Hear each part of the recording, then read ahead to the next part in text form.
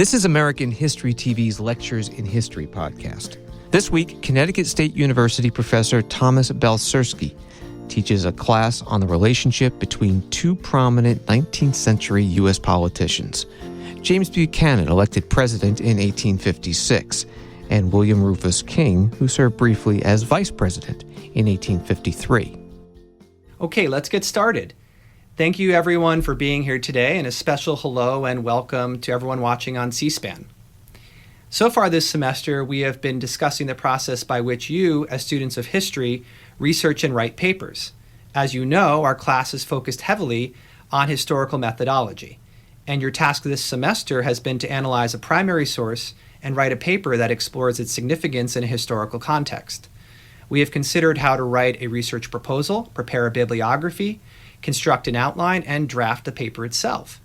And we have discussed the critical value of revision and rewriting. These are the crucial steps that every historian must take to conduct original research and share it with the wider world. Today, I want to pull back the curtain, so to speak, into the research process in a different way, by sharing with you my own journey with research and writing. My goal today is to take you back to the world of 19th century American politics, a world very different from our own in some ways and quite similar in other ways. And to offer you a glimpse into what I call the intimate world of James Buchanan and William Rufus King, the title of my lecture today.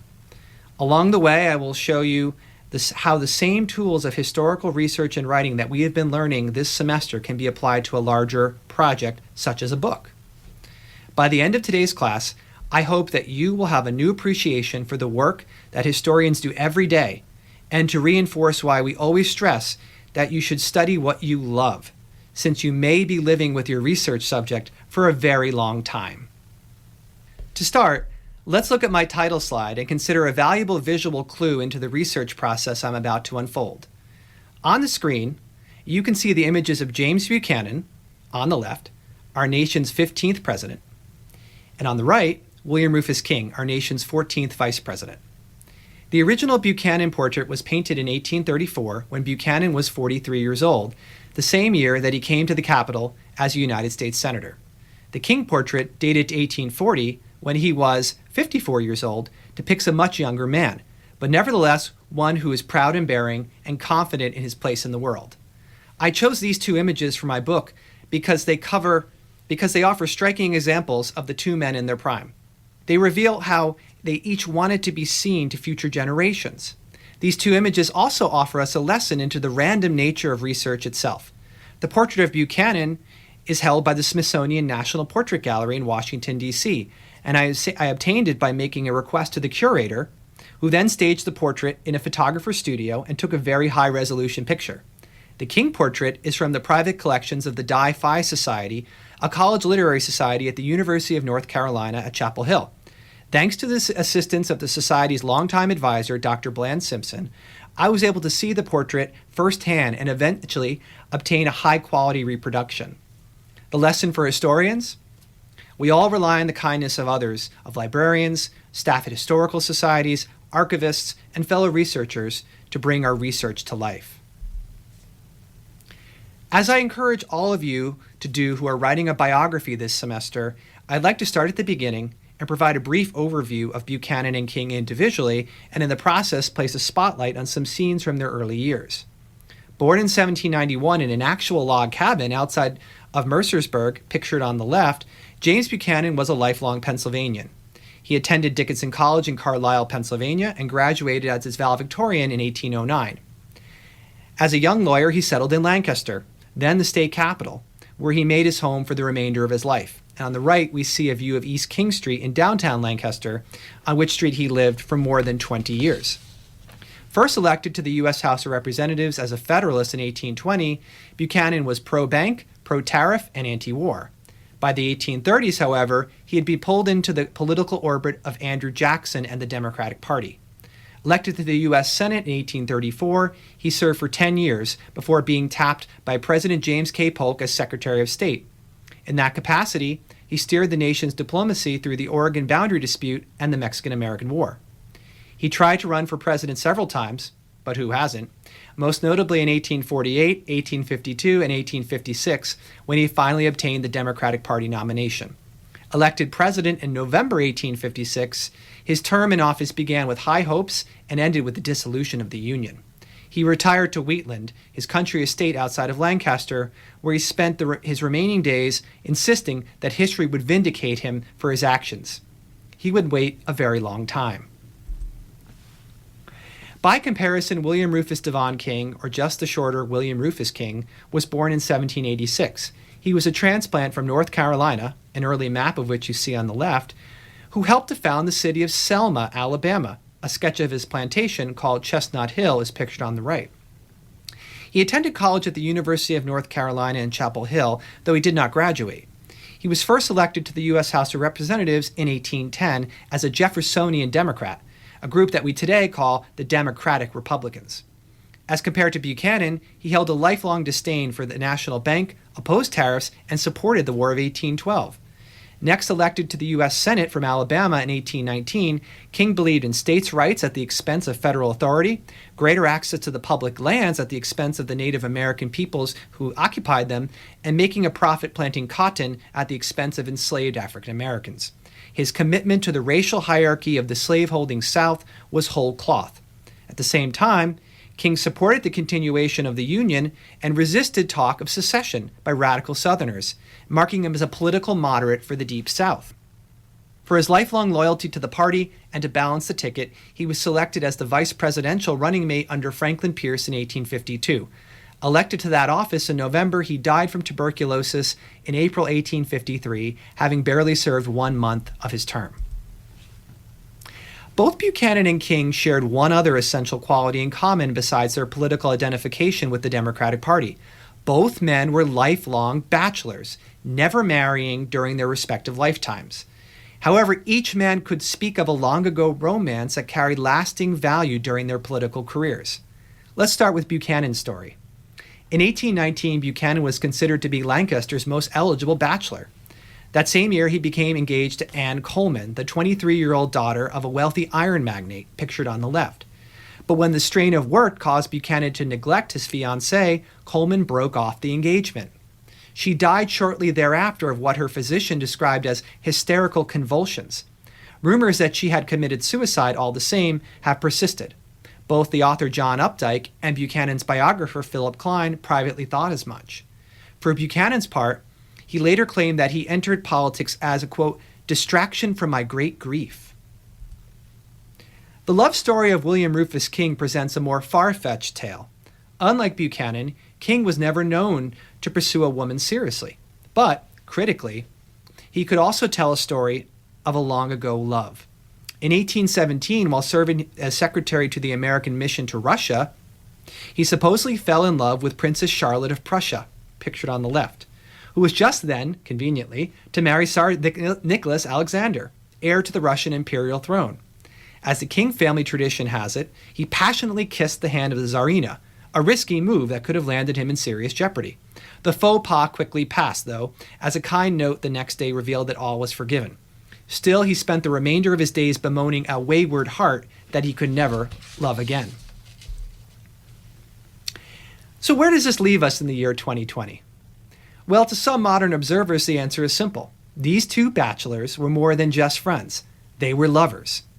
As these images reveal, you'll need to search Google for James Buchanan to discover the inevitable. American history has declared him to be the first gay president. From there, it doesn't take long to discover that this popular understanding derives from his relationship with one man in particular. That's right, William Rufus King.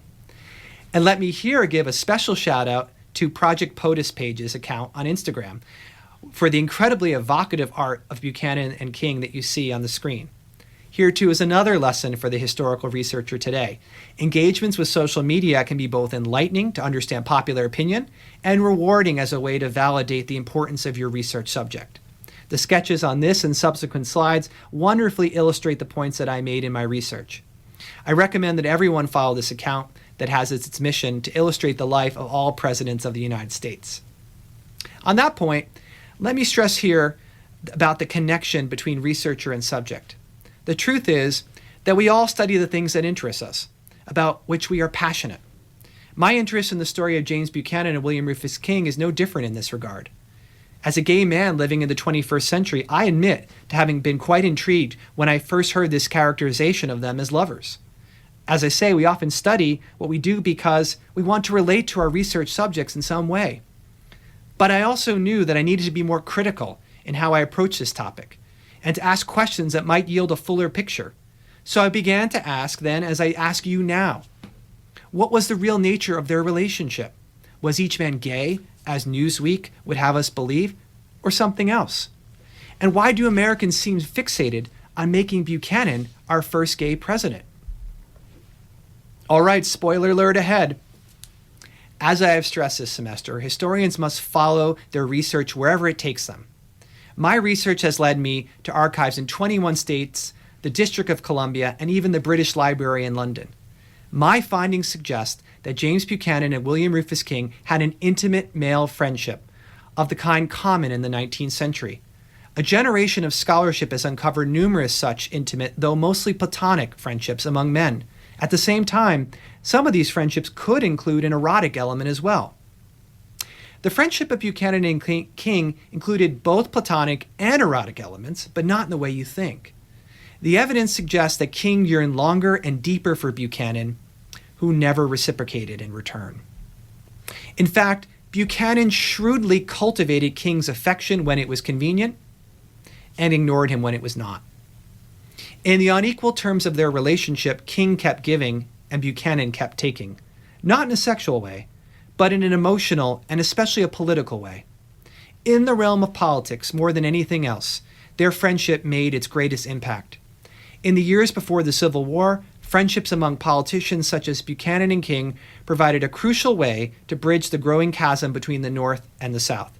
Simply put, friendships provided the political glue that bound together a nation on the precipice of disunion. To really understand how the intimate world of James Buchanan and William Rufus King operated, let's look back on the moment in which they first met. The year was 1834, and Buchanan and King were both serving in the United States Senate. Each of these two middle-aged bachelor Democrats brought something that the other man lacked. King exuded social polish and congeniality.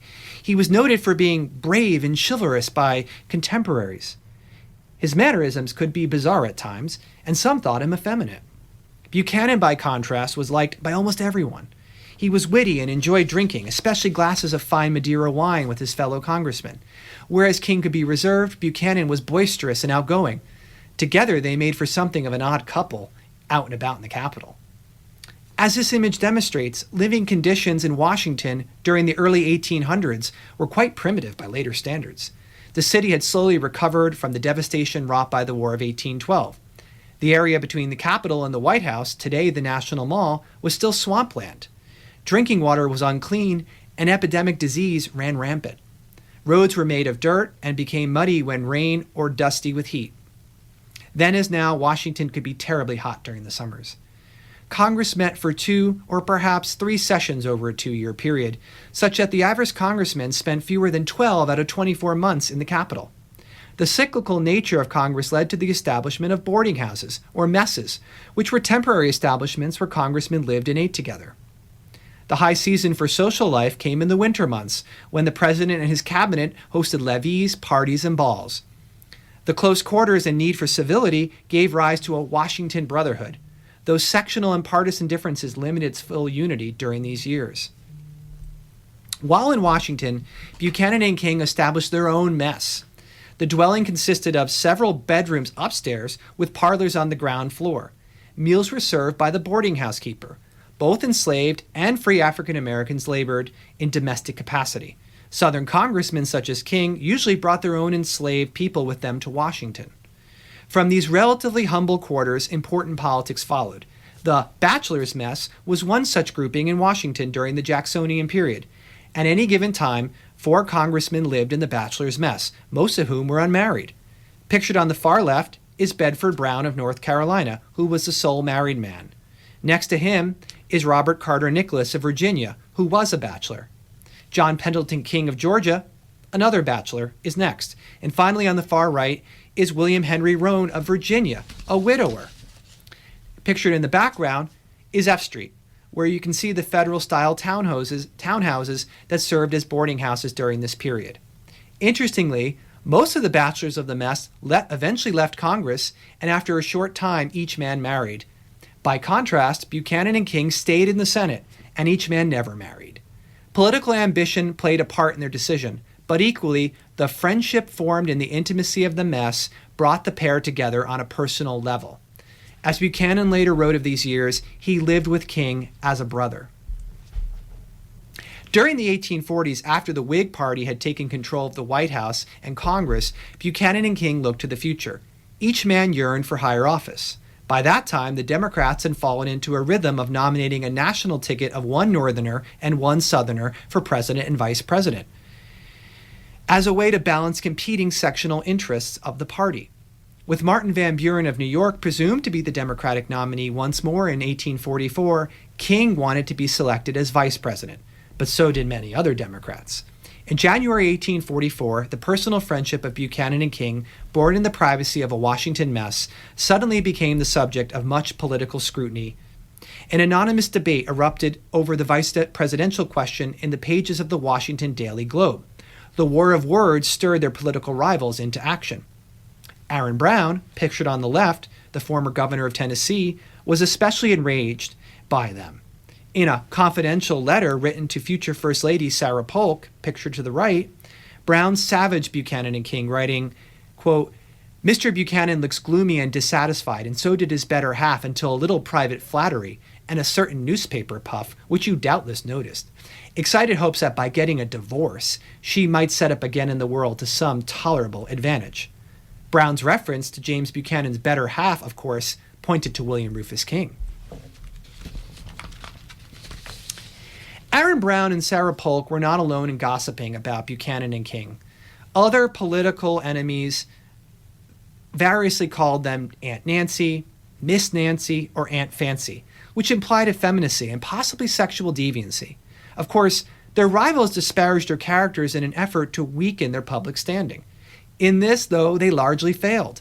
But ironically, the rivals of Buchanan and King have succeeded much better in our own times, as this gossipy evidence, almost more than anything else, has been cited as proof positive of a sexual relationship between them. Other less salacious gossip flowed too.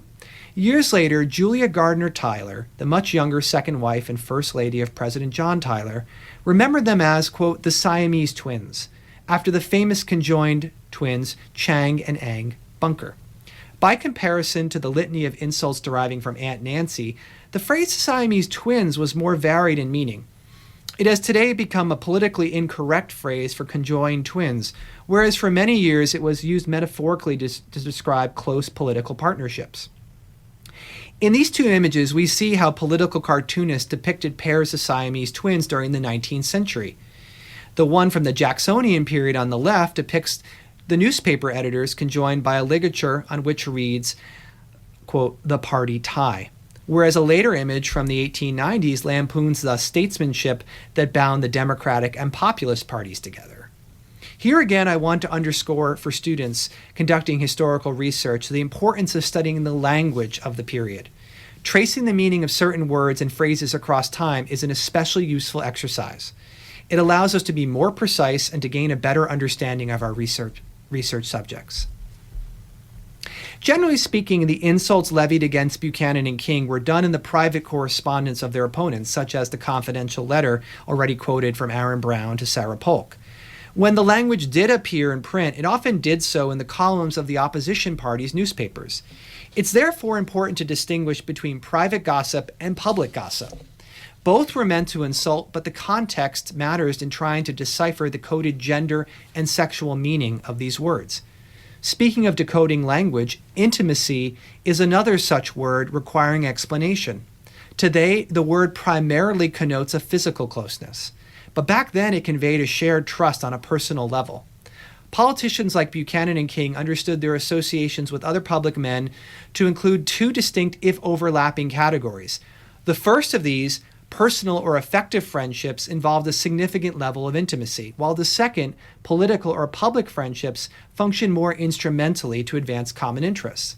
Hence, to call theirs an intimate male friendship follows the language of the period. Likewise, the phrase bosom friends is one that we should consider.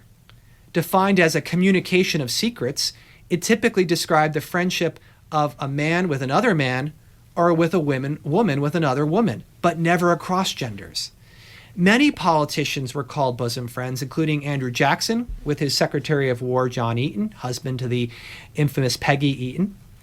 Of all the descriptions circulating during the period, bosom friends was used the least pejoratively and carried positive connotations about same-sex intimacy, whether that be between two men or two women. Beyond the gossip, I was fortunate to discover more than 60 personal letters that still survive, including several that contain expressions of intimate male friendship. Unfortunately, we can only read one side of this correspondence, the letters written from King to Buchanan. However, many of Buchanan's letters to other correspondents do survive, including those to Cornelia Van Ness Roosevelt, pictured on the right. The daughter of Cornelius Van Ness, the former governor of Vermont and the American minister to Spain, she enchanted Buchanan from the moment of their meeting in the late 1820s. As Buchanan admitted to her many years later, quote, "You captivated me at once, and I have ever since remained faithful and true, and am now, in my old age, your devoted friend." Years later, Secretary of State William Marcy confirmed that Buchanan still, quote, "takes a wonderful interest in the family," and once courted one of the daughters himself. Although Cornelia had apparently declined these advances, they still felt deep affection for one another.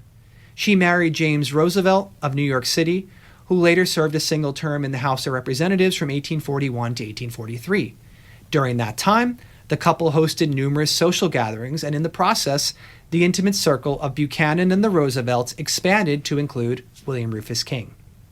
1 year later, the new connection led King to stay with the Roosevelts in New York City as he prepared to travel overseas as the new American minister to France. From this triangulated relationship follows some of the most intimate correspondence ever written by the two bosom friends. In a letter dated May 13, 1844, Buchanan wrote of his desire to be with the Roosevelts and with King. The full quote, which I will read, is very revealing. "I envy Colonel King the pleasure of meeting you, and would give anything in reason to be of the party for a single week. I am now solitary and alone, having no companion in the house with me. I have gone a-wooing to several gentlemen, but have not succeeded with any one of them. I feel that it is not good for man to be alone, and should not be astonished to find myself married to some old maid who can nurse me when I am sick, provide good dinners for me when I am well, and not expect from me any very ardent or romantic affections."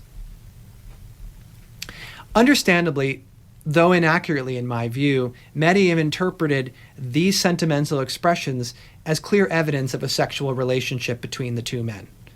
As it turns out, though, many of these same expressions were common in the language of intimate male friendship during this period.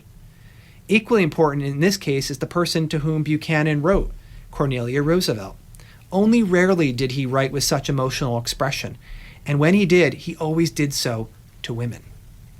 All the same, the quotation contains phrases that commonly appeared in Buchanan's correspondence with other public men. Many of the most peculiar lines were actually allusions to the Bible and novels. Rather than expressing sexual intimacy for King, Buchanan meant them as a kind of emotional confession to Roosevelt. In the context of the Washington boarding house, they conveyed political meaning as well. Let's start with wooing. The letter illustrated the practical difficulty of finding new messmates with whom to unite. Whether or not he cared to admit it, Buchanan had thrown in his political lot with his bachelor messmates, of whom King had been the last survivor.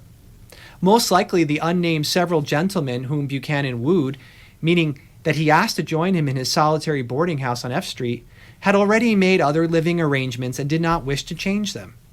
These unnamed men may have also been uninterested in joining the mess of an old bachelor and a man with an uncertain political future.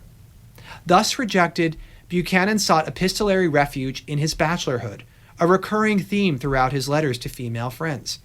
He did so through a combination of literary allusion and histrionic rhetoric. He directly quoted the book of Genesis from the Bible when he said, "It is not good for man to be alone."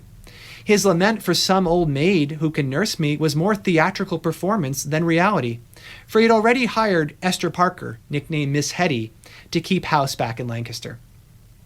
Yet even at age 53, a marriage to an old maid, a term to describe an unmarried woman beyond the socially accepted age of marriage, was not out of the question for an uncertain bachelor. Such a pairing would have relieved him of the ardent or romantic affection expected by a younger, more amorous female partner. This outcome must have appeared attractive to Buchanan, and in fact, he would pursue exactly this sort of union in the years ahead, first as Secretary of State and then as President. Now, so far I've stressed the importance of the documentary record, but the visual record of political cartoons was also critical to my research. The cartoon on the screen, for example, helped me to resolve one of the most vexing challenges in interpreting Buchanan's letter to King, the phrase solitary and alone. Just like wooing, the phrase solitary and alone has been thought to contain sexual undertones. But throughout his correspondence, Buchanan used the phrase almost always within quotation marks in a very particular way. He was alluding to a famous speech delivered by Thomas Hart Benton, a senator from Missouri, in January 1837. Benton, I might note, was himself alluding to a line from the 18th century novel Tristram Shandy, written by Lawrence Sterne. Now, in his speech, Benton favored an expunging resolution, ironically first proposed by William Rufus King, to remove a congressional censure against President Andrew Jackson, which had been issued for his veto of the Second Bank of the United States. Benton knew that his position was unpopular with his fellow congressmen. Solitary and alone, and amidst the jeers and taunts of my opponents, Benton concluded in the speech, I put this ball into motion. His speech, and particularly the phrase solitary and alone, caused a sensation in the popular press. From there, a Whig cartoonist mocked the Missouri senator as a tumblebug, dragging along the expunging resolution, with the names of the bachelor messmates James Buchanan, Bedford Brown, Robert Nicholas, and William Rufus King listed in the oversized carapace of the bug. The text bubble above quotes Benton's speech, including the famous phrase, solitary and alone. Following the speech, other politicians adopted the phrase in their correspondence, including both Buchanan and King.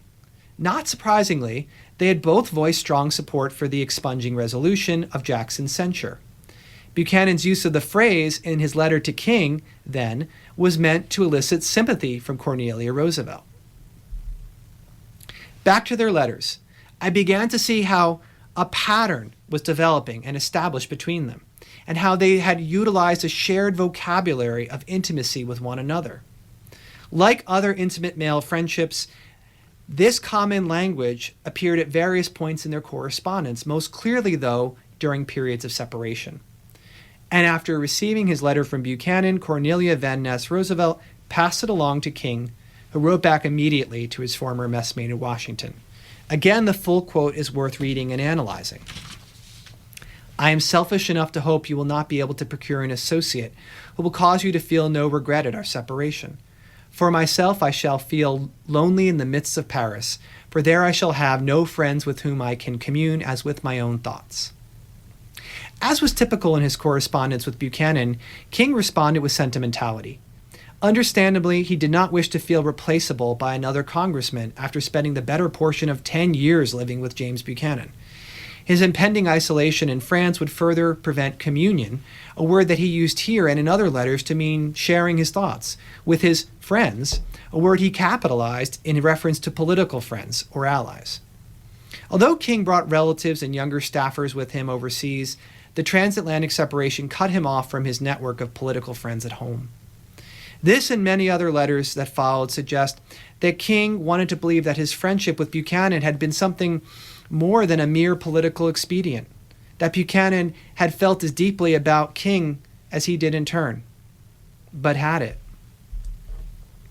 As King headed overseas, Buchanan was about to embark on his own journey toward higher office and away from his old bosom friend.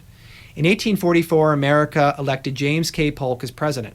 In turn, Polk selected Buchanan to be his Secretary of State. He did so for several reasons. For one, he needed to reward Pennsylvania with a cabinet post, and Buchanan was the most available man. For another, Buchanan possessed real foreign policy experience, having served as American minister to Russia and as chairman of the Senate's Foreign Relations Committee.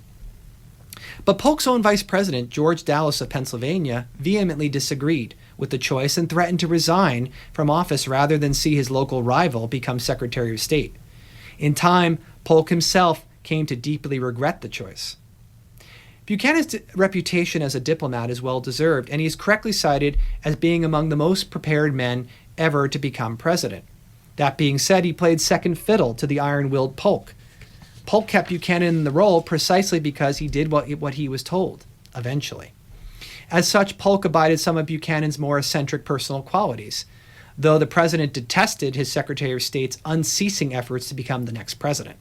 Accordingly, Buchanan is missing from the first cabinet photo ever taken inside the White House at the bottom left. Despite the gossip from a year earlier, Buchanan became a favorite of the Polk White House and especially First Lady Sarah Polk. Still a bachelor, Buchanan had by this time become the guardian to his orphan niece, Harriet Lane.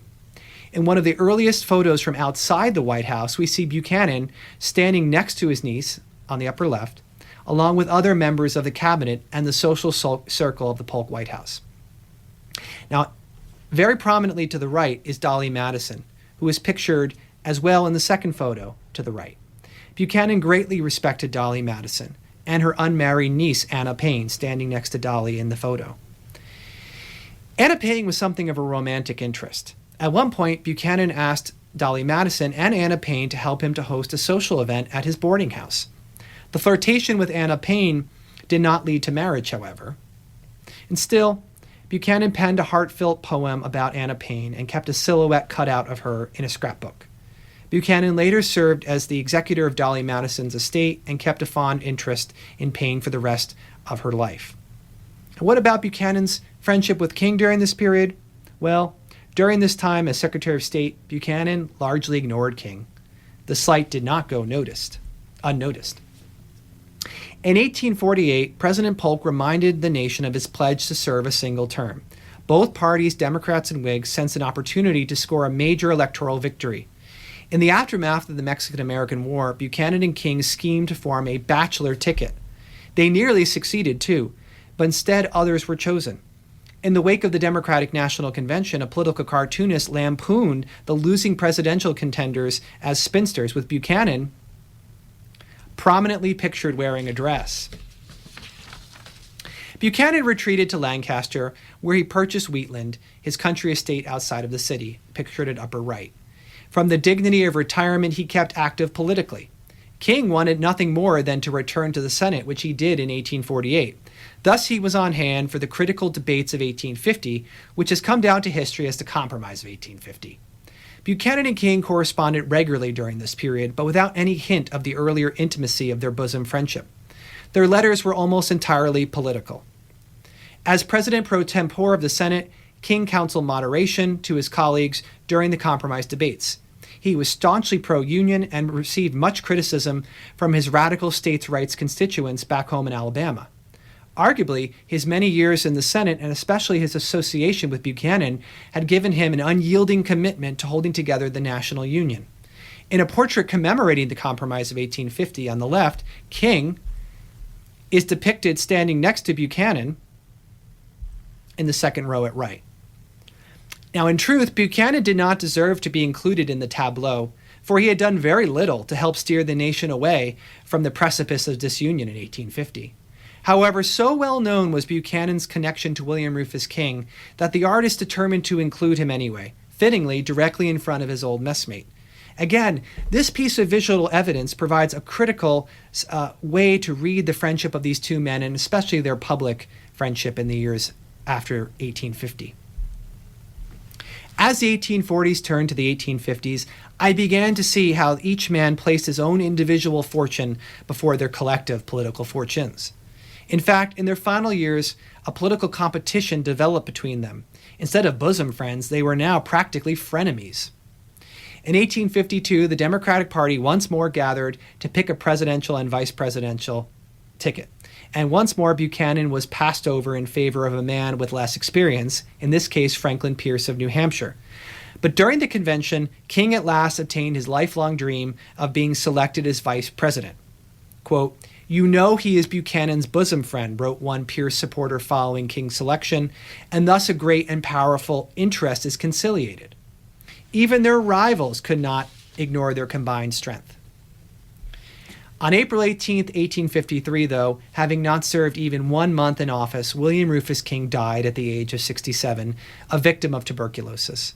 In truth, he had been sick for years. As the nation mourned the fallen vice president, Buchanan neither eulogized King nor issued any kind of public statement from Wheatland. In private, he was more charitable. He wrote a friend that he would, quote, "rather have taken King's advice upon any subject, personal or political, than that of any other man." But in their last years together, Buchanan had largely ignored King's advice rather than take it. With William Rufus King gone, what happened to James Buchanan? In 1853, President Pierce sent Buchanan overseas as the American minister to England. When he returned 3 years later, in April 1856, the political climate had changed drastically. The unpopular Kansas-Nebraska Act made Pierce untenable for another term. Instead, the Democrats now clamored for Old Buck. In this cartoon, titled A Serviceable Garment, or A Reverie of a Bachelor, the artist depicts Buchanan as a poor bachelor whose long history of public service seems more a liability than an asset. Yet in 1856, the reverse proved the case. Chosen as the party's candidate at its national convention, James Buchanan handily won the presidential election over two challengers, John C. Fremont, a Republican, and former President Millard Fillmore, representing the nativist American Party. Now running for president, Buchanan shrewdly invoked the memory of William Rufus King. A visitor to Wheatland noted that Buchanan kept a likeness of the late Vice President King, whom he loved, and who did not. To the same visitor, Buchanan recalled that his former messmate was, quote, "the purest public man that he ever knew," and that during his intimate acquaintance of 30 years, he had never known him to perform a selfish act. The language of intimacy then helped to underscore the purity of their friendship. Even from the grave, William Rufus King aided his old friend as a rhetorical talking point.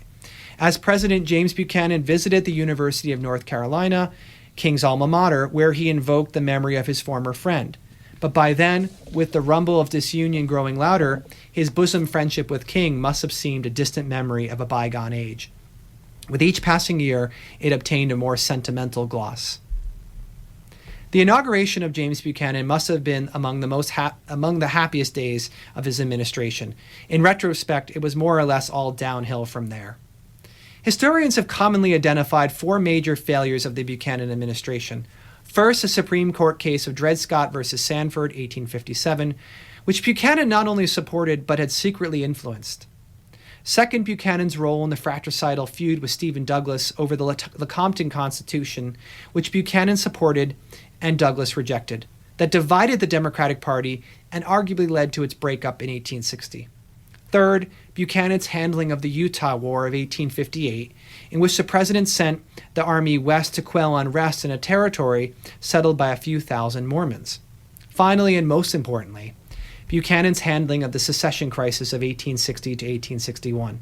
Of all the many failures, history has judged him more harshly for the secession crisis than any other factor, a point to which I will return. What I found interesting in my research into the Buchanan presidency was the many continuations from his intimate connection with men like William Rufus King to others. Under the careful management of First Lady Harriet Lane, Buchanan's niece, pictured on the left, Washington was, quote, never gayer than during this administration. The entertainments included morning receptions, evening receptions, dinners, musicales, children's parties, old-fashioned evening parties with music and supper, and splendid balls. So many functions vied for attention that Washington socialites often, quote, attended 3 balls in one evening. Buchanan also continued to enjoy romantic flirtations, now exclusively with Southern widows. Even before returning to the United States, a rumor had circulated that he intended to court the widow Sarah Polk, though both parties categorically denied it. In the summer of 1859, however, he became attached to Eugenie Bate Bass of Mississippi, a wealthy 33-year-old widow and mother of 3, pictured on the right. When Bass visited Buchanan at the soldier's cottage, the president reportedly rushed out of the parlor to change his clothes, returning dressed within an inch of his life, as Kate Thompson, wife of the Secretary of the Interior, recalled it. In August 1859, the president squired Bass and her 3 children with him to Bedford Springs, a resort town in western Pennsylvania. But these flirtations aside, Buchanan remained incorrigibly a bachelor during his presidency. With King gone, Buchanan continued his close connection, especially to King's niece, Catherine Ellis. In 1860, he hosted Prince Albert Edward, son of Queen Victoria and heir to the British throne, during his American visit. In a touching moment of transatlantic friendship, Buchanan traveled with the young prince to Mount Vernon to pay their respects at the tomb of George Washington. In this portrait from the Smithsonian American Art Museum, we see Harriet Lane holding a parasol and Catherine Ellis wearing a black shawl with her back to the viewer, both of whom stand to the left of President Buchanan and Prince Albert Edward. Here again, a hidden piece of visual evidence proved critical to finding the continued connections of Buchanan with the family of William Rufus King. Thinking back on Buchanan's failures as president, I began to wonder how his relationship with King and other Southerners may have played a part. President Buchanan meddled where he should not have and acted stubbornly where flexibility was needed. His involvement in the Dred Scott case, discovered years later, was an unwarranted intrusion of the executive branch into the affairs of the judicial branch. His insistence that the Kansas Territory be admitted to the Union with a pro-slavery and almost certainly fraudulent constitution caused an irreparable rift with Stephen Douglas and an important wing of the Democratic Party. His decision to march the army to Utah showed a hard head and an unwise and costly flexing of federal authority over perceived insubordination. As president, Buchanan could not seem to reconcile his strict interpretation of the Constitution with a need to respond to the times. He was stuck in the politics of the past, in a time when bosom friendship with Southern Democrats had been enough to elevate him to higher office. Arguably, he was still relying on the same old political formula that brought him national prominence back during his days in the United States Senate. Finally, we come to the secession crisis of 1860 to 1861. As the photograph of his cabinet makes clear, Buchanan was squarely in charge of the government. Called the Old Chief, much as Andrew Jackson had been called before him, Buchanan actually shared quite a bit in common with Old Hickory. History has judged harshly Buchanan's handling of the secession crisis as compared to Jackson's handling of the nullification crisis of 1833.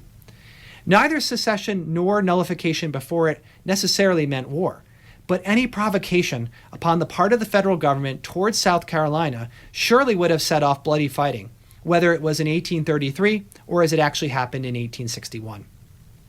During the secession crisis, like Jackson, Buchanan held to the constitutional principles, but unlike Jackson, he also declared that he was powerless to stop the southern states from seceding.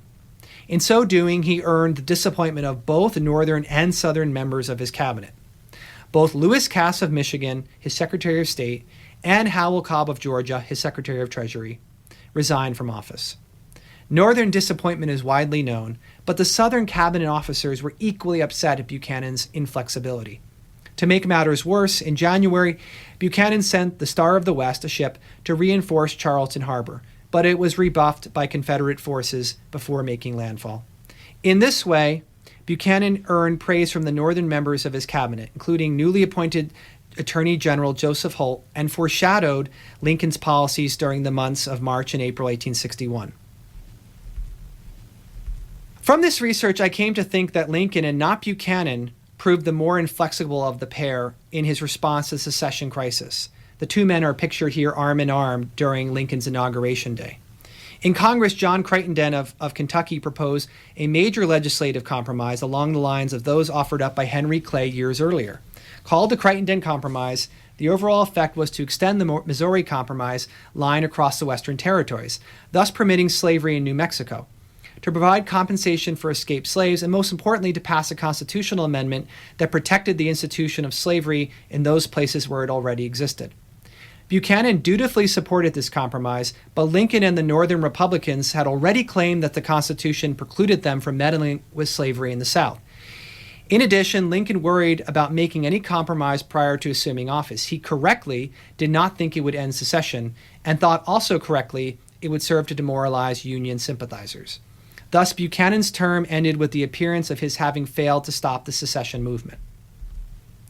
Of course, everything changed when the fighting began, starting with the firing on Fort Sumter on April 12, 1861. An interesting hypothetical question remains about the secession crisis, and one that brings us full circle back to the bosom friendship of James Buchanan and William Rufus King. What would have happened had King lived beyond the year 1853? Undoubtedly, he would have counseled moderation in the Senate and might have even averted the repeal of the Missouri Compromise as part of the Kansas-Nebraska Act. The election of his old friend in 1856 equally would have pleased him. In fact, he may have stayed on as vice president. King would have approved of Buchanan's stance on the Lecompton Constitution and his hardline response to John Brown's raid in Harper's Ferry in 1859. But while King might not have counseled secession following the election of 1860, he certainly would have followed Alabama into the Confederacy. Indeed, his own nieces and nephews were ardent Confederates during the Civil War. Buchanan implicitly understood as much in an earlier remark that he was glad King had not lived to see the calamities of the Civil War. Like their shared political commitment to sustaining a union based on slavery, the Siamese twins of old would have been fatally separated. James Buchanan weathered the Civil War from his home in Wheatland, supporting Democratic candidates, but otherwise supporting the prosecution of the war by the Lincoln administration. Following his death in 1868, Buchanan's memory slowly receded from history. His niece, the indomitable Harriet Lane Johnson, pictured on the right, took charge of her uncle's papers and supported the publication of a 2-volume set of his letters and speeches in the late 1880s and another more extensive 12-volume edition in the early 1900s. Such private efforts were vital to securing the historical legacy of U.S. presidents in the era before they received official library designation from the National Archives, the first of which began with Herbert Hoover. Here again, I benefited from another quirk of fate that had permitted historians to study our nation's 15th president. Let's circle back to the question that began my research those many years ago, namely the question of James Buchanan's sexuality. The more that I read, especially during the recent presidential election campaign season of 2020, in which both a lifelong bachelor, Cory Booker, and an openly gay man, Pete Buttigieg, ran for president, the more that I found that most people seem to consider Buchanan our nation's first gay president. The story of how that interpretation came about is actually quite an interesting one. The earliest biographers of James Buchanan, writing in the Victorian era, said very little about his sexuality, avoiding even the topic of his failed engagement to Anne Coleman. Later Buchanan biographers from the 1920s through the 1960s, following the contemporary gossip in private letters, noted that the pair were referred to as the Siamese twins. More recently, an understanding of homosexuality as a sexual orientation began to take hold.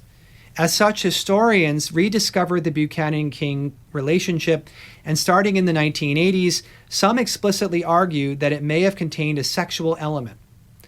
In the November 1987 issue of Penthouse magazine, of all places, the New York gossip columnist Sharon Churcher noted the finding in an article headlined, quote, "Our first gay president out of the closet. Finally." The famous novelist and Pennsylvania native John Updike pushed back somewhat in his novel Memories of the Ford Administration from 1992. Updike creatively imagined the boarding house life of Buchanan and King, but he admitted to finding few traces of a homosexual passion, quote. Updike's conclusion has not stopped a veritable torrent of historical speculation in the years since. This leaves us today with the popular conception of James Buchanan as our first gay president. On the one hand, it's not so bad a thing. Centuries of repression of homosexuality in the United States has erased countless numbers of Americans from the story of LGBTQ history and thus American history. The lack of a clearly identifiable LGBTQ political leaders from the past has produced a necessary rethinking of the historical record and has inspired historians to ask important new questions. In the process, past political leaders who for one reason or another don't fit into a normative pattern of heterosexual marriage have become almost reflexively queer. More than anything else, this impulse explains why Americans have transformed James Buchanan into our first gay president. Certainly, the quest for what historians call a usable queer past has done much good. Yet the specifics of this particular case actually obscure a more interesting and perhaps more significant historical truth. An intimate male friendship between two bachelor Democrats shaped the course of the party and, by extension, the nation in the decade before the U.S. Civil War. Worse still, moving Buchanan and King from intimate friends to sexual lovers blocks the path forward for a person today to assume the proper mantle of becoming our first gay president. Until that inevitable day comes to pass, these two bachelors from the antebellum past may be the next closest thing. By way of conclusion, let's return to these two images, the two full portraits of James Buchanan and William Rufus King that we began with. We see in them how Buchanan and King wanted the public and future generations to view them. In this positive light, they appear to be dignified statesmen at the start of their careers. But if we look beyond the formal pose to see how they have been seen by history, a far different picture comes into view. If anything, Buchanan and King, along with an entire generation of American politicians, are most commonly remembered today for their views in slavery. This issue mattered dearly in their own times as well. Although he came from the North, Buchanan realized that the viability of the Democratic Party depended on the continuation of the South's slave-driven economy. From King, he learned the political value of allowing the peculiar institution to grow unchecked. From Buchanan, King learned that a commitment to party and union yielded large political rewards. Both men equally detested abolitionists, whom they labeled as fanatics. Critics may have labeled King as Aunt Nancy and Buchanan as a doughface, but the two men pressed onwards, quietly building support across the country in the hopes of one day rising to higher office. In this, they succeeded. Elected vice president in 1852, the nation mourned the death of William Rufus King 1 year later, eulogizing him as among the last of a generation of older statesmen committed to union. Elected president in 1856, Buchanan was lauded as a staunch conservative and a savior of the Union.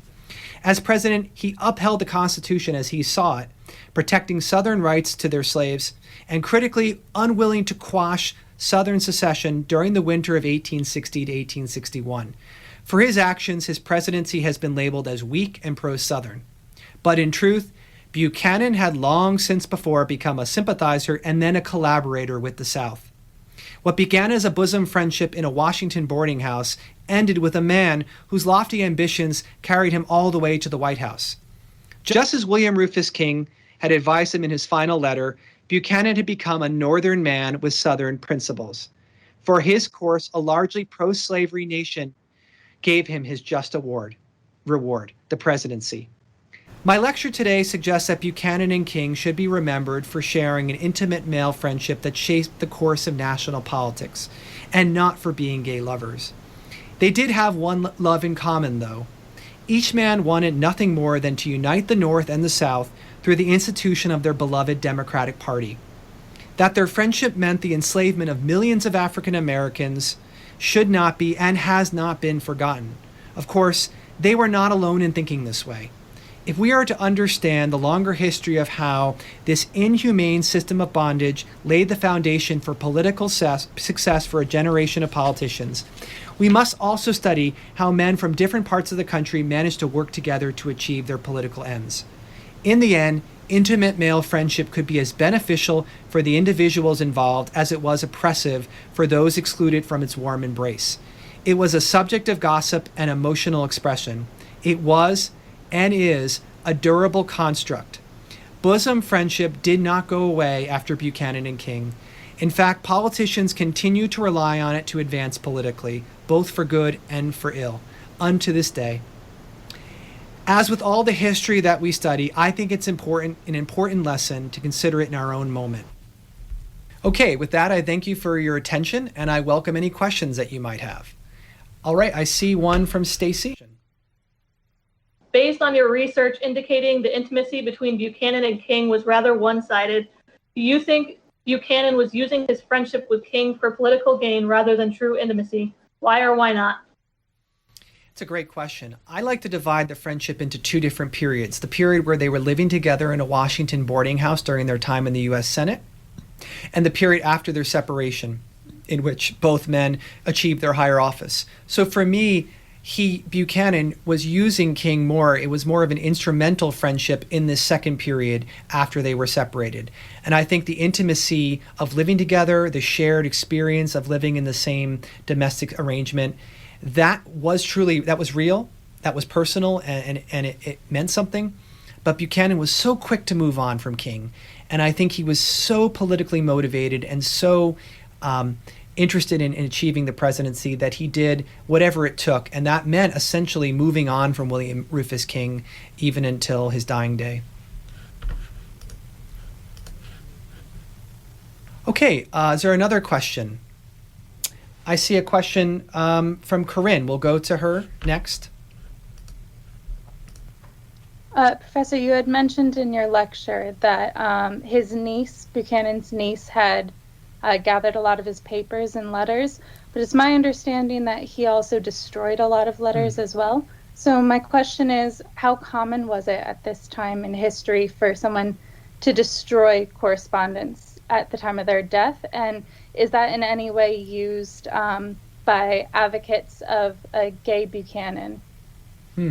Oh, it's a really good question. And it's something I actually did address in my research. And I came to realize that while destroying correspondence was fairly common in the 19th century, in the case of Buchanan and King, we don't have a record of their nieces or anyone related to them destroying correspondence. In fact, we have in their correspondence moments where Buchanan or King requests one or the other to destroy a letter, and yet the letter survives.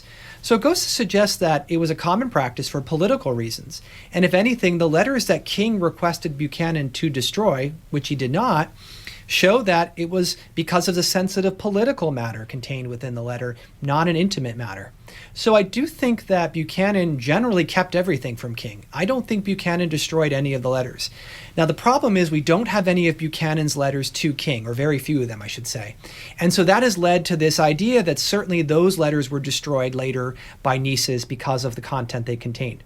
Here again, I don't think so. I provide some reasons for why that is in my book, but I'll simply say that William Rufus King's plantation, Chestnut Hill in Selma, was raided during the Civil War, and it's very likely that much of his personal papers were destroyed during this raid or in other subsequent floods of the Selma River.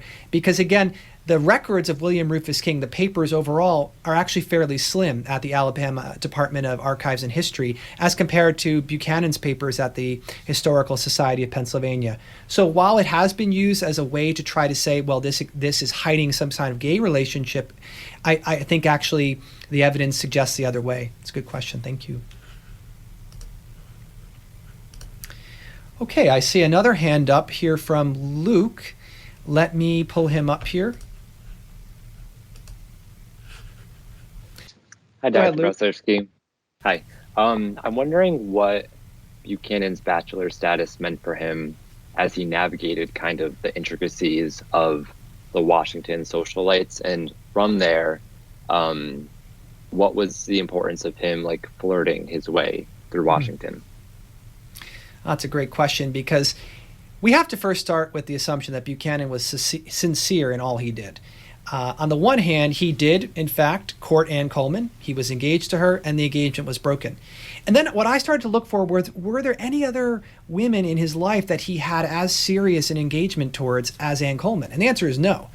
So on the one hand, flirtation then became a way for him to sort of play the field without having to commit to marriage.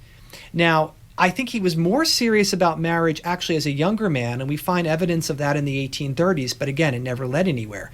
By the 1840s and the 1850s, he's in his 50s and into his 60s. I think he's using flirtation almost as a way to fit within the social circles of Washington life, to almost placate these powerful interests, whether it be Sarah Polk, Dolly Madison, or others within his White House. So I think it was instrumental in the same way that he used male friendship, quite frankly, that he used these flirtatious relationships with women as a kind of way to paint him in the best possible light. But we also have to work under the assumption that he was serious about these relationships, that he understood that they weren't just for show, that they had some component of substance to them. And we read the evidence that survives that shows that observers saw him as being quite interested through his presidency in various younger, typically Southern widows.